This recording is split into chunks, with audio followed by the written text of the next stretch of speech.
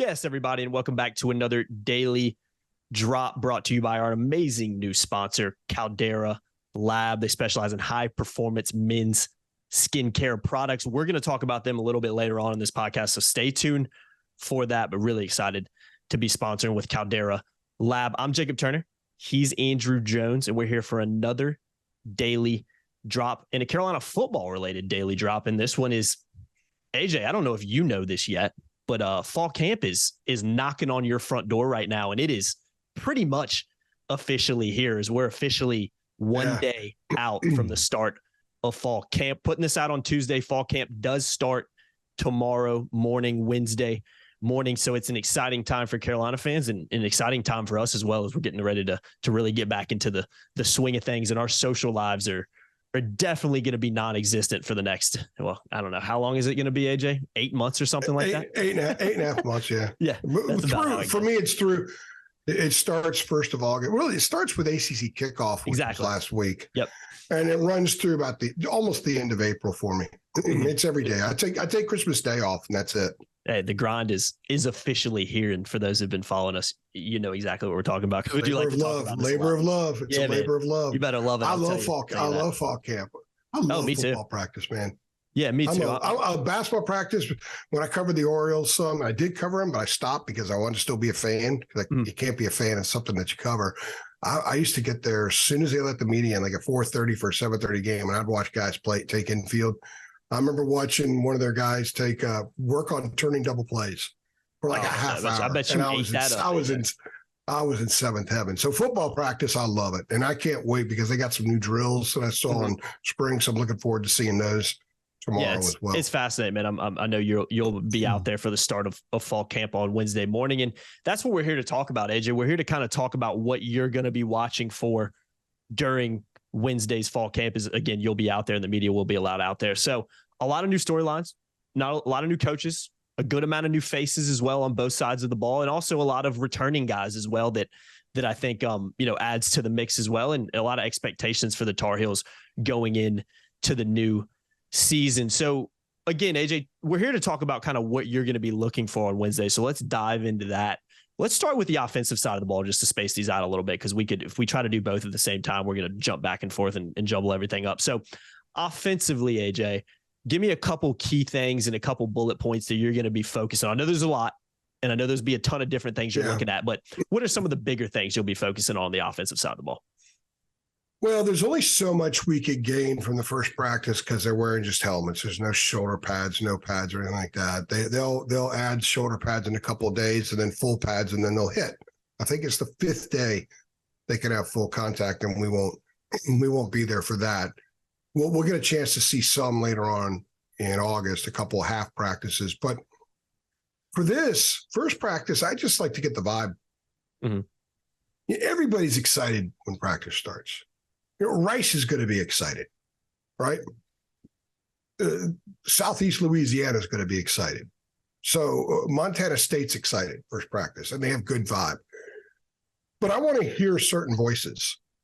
I think one of the things, and I talked to someone in the program here recently, someone very well connected in the program here recently, about the difference between 2 years ago and now. 2 years ago, there was all the hype coming off the Orange Bowl.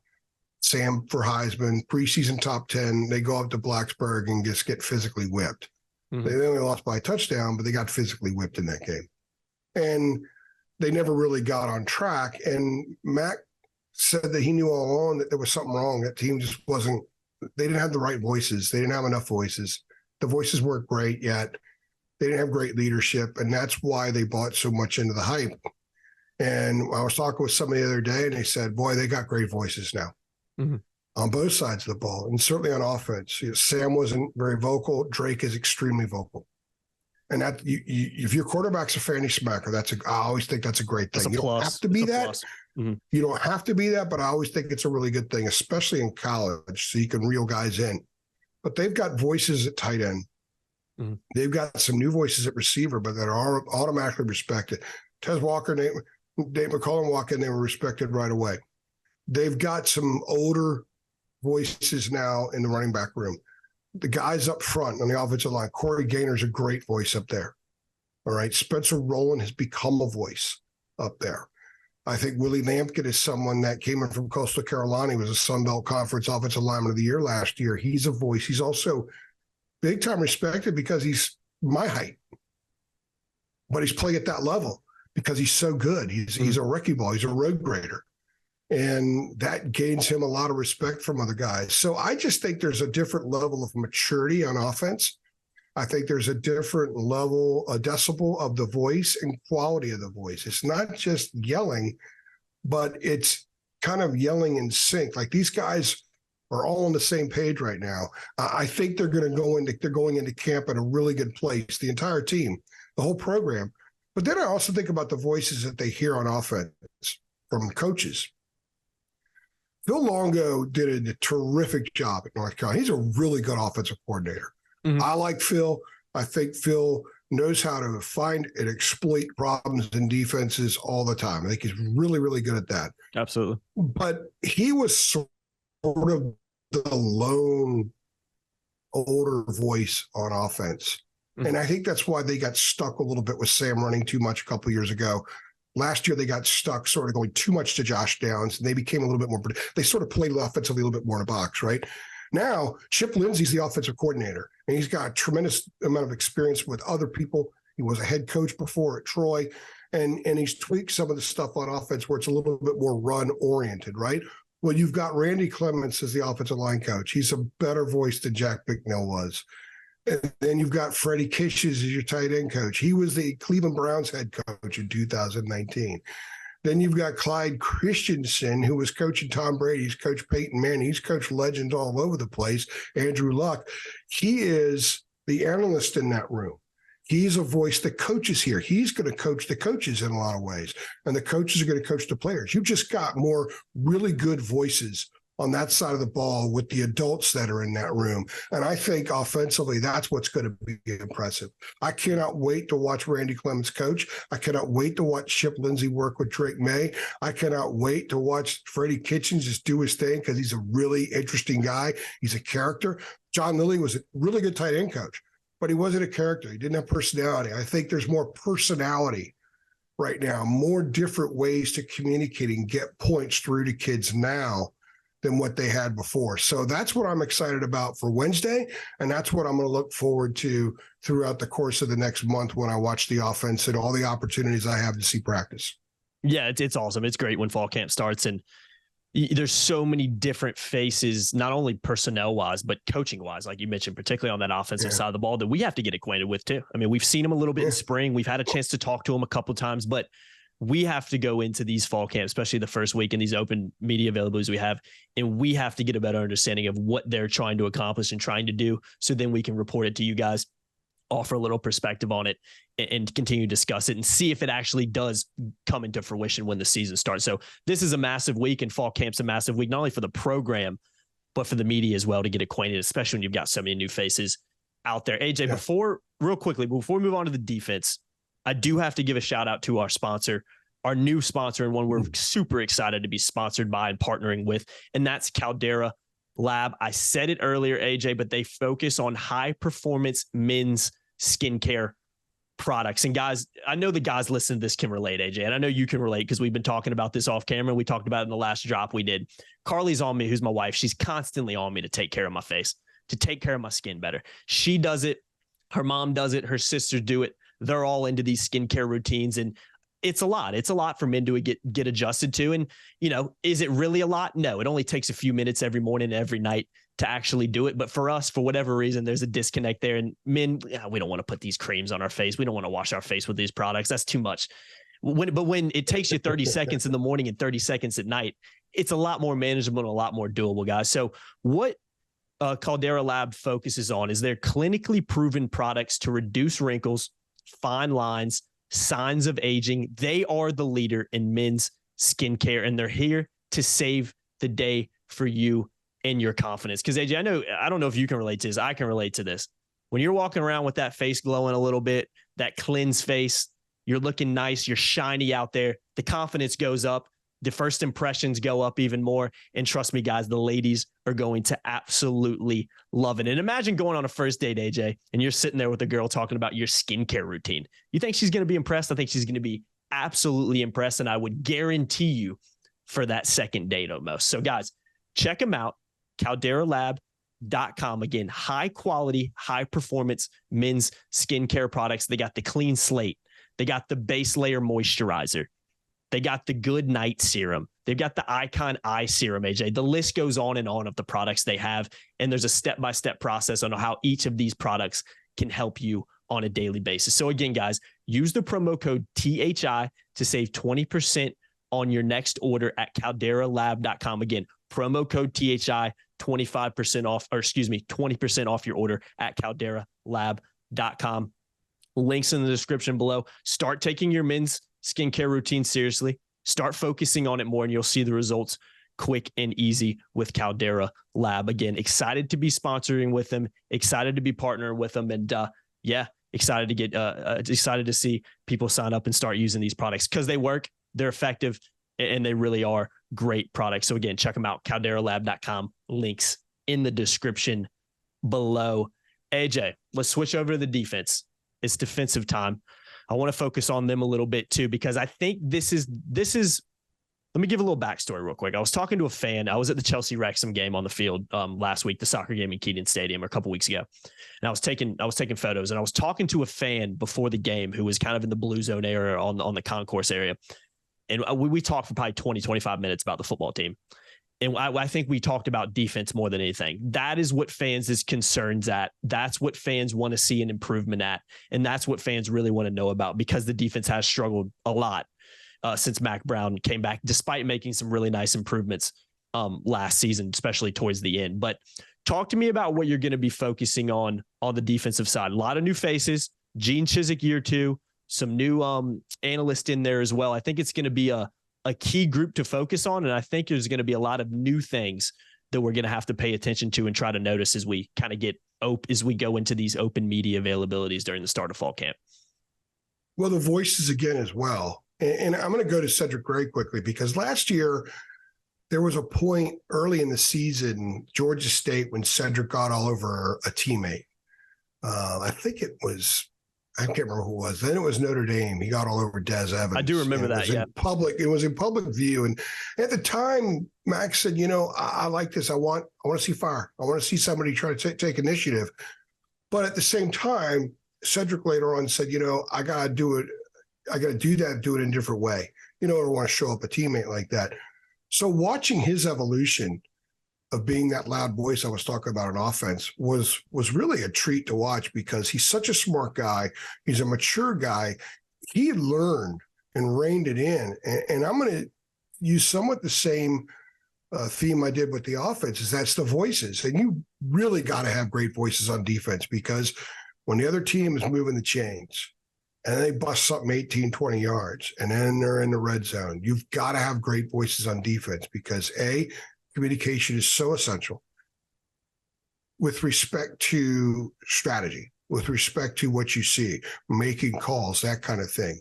And the better the voices are over there, and the more command that they carry, and the more respect that they carry, these calls are going to resonate even more. I just think the more in sync the group can be over there. But if you think about 2 years ago, and I'm bringing up 2 years ago because I think there are a lot of similarities actually with this team and the one 2 years ago. The difference is the hype, but also I think the difference are the voices. Amari Gaynor coming over from Florida State, he's a great voice. He came over and he came to North Carolina to become an NFL player because he wanted to play the jack position, and it will show him display his skills that give him a shot at playing the NFL. Kamen Rucker's a voice over there, no nonsense voice. Cedric Gray's a no nonsense voice. Powell Eccles needs to pick it up a little bit. He's very quiet guy, needs to pick it up a little bit. You've got some guys up front who I think are going to be a little bit louder this year. They got Tamari Fox on the field now. Tamari has a loud voice. You've got someone like Miles Murphy who needs to pick it up. Javari Ritzie is a voice. Now he's a third-year guy. He's got to be a more effective voice out there. So those are things I'm going to watch for that you can actually hear and get a feel for at practice. As far as the other stuff goes, when we actually get to see some contact, or when we're getting reports or we're talking to the kids through the course of fall camp about fall camp, it's the physicality. Yeah. They need to be more physical. Absolutely. Both sides of the ball need to be more physical. But defense, Gene Chizik used the word violence how many times back in the spring? Mac used it a couple of times. Mac said in a press conference, we've got to do something to change the soft narrative. He didn't deflect it and say, oh, that's BS. We're not soft.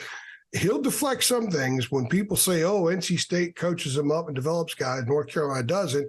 He'll show you the NFL draft over the last 4 years, State versus Carolina, and he'll defend himself with that. And it makes sense that he does that. He's right in doing that. But he didn't swat away the soft narrative stuff. He knows they need to be tougher. And it has to resonate on the defensive side of the ball more than anywhere else. And that's what I'm going to be looking for.